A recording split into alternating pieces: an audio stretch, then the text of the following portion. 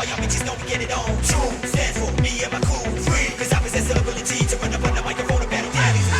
One, all y'all bitches know we get it on. True stands for me and my crew. Free, cause I possess the ability to run up on the microphone and battle daddies.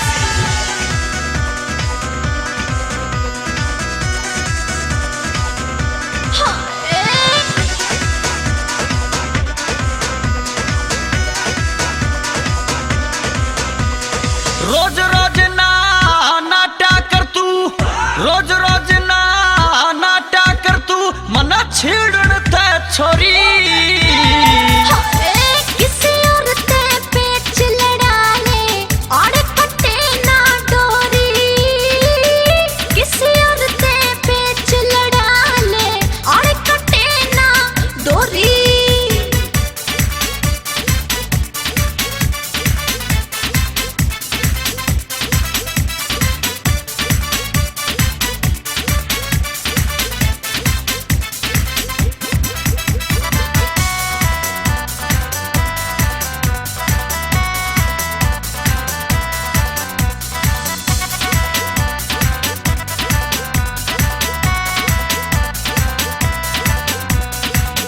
तेरी खातर एक छोरे का मन्ने हाथ मरोड़ा था। English वाली madam ने फिर गिर के तू तोड़ा था। हाँ तेरे प्यार में 4 मंजिली ते मन्ने कूद के देखा था। टांग ठाए फिर अगले ही दिन मेडिकल में फेंका था। हाँ दिल ते दिल का सौदा कर ले, दिल ते दिल का सौदा कर ले, क्यों जान लेने हो रही। किसी और ते पेच लड़ा ले और कटे ना डोरी। तेरे रोज रोज ना नाटा कर तू, मन छेड़न ते छोरी। किसी और ते पेच लड़ा ले और कटे ना डोरी।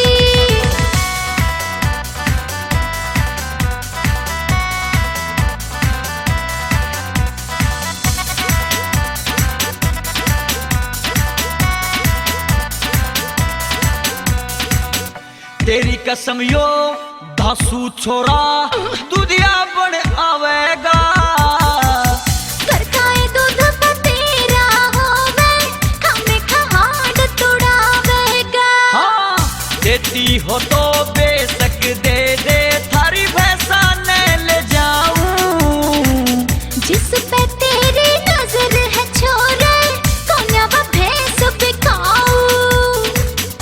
आजा एक बे मन की कर दे, आजा एक बे मन की कर दे, फिर कह दूंगा मैं सॉरी। किसी और ते पेच लड़ा ले और कटे ना डोरी। हाँ रोज रोज ना नाटा कर तू, मन छेड़न ते छोरी। किसी और ते पेच लड़ा ले और कटे ना डोरी।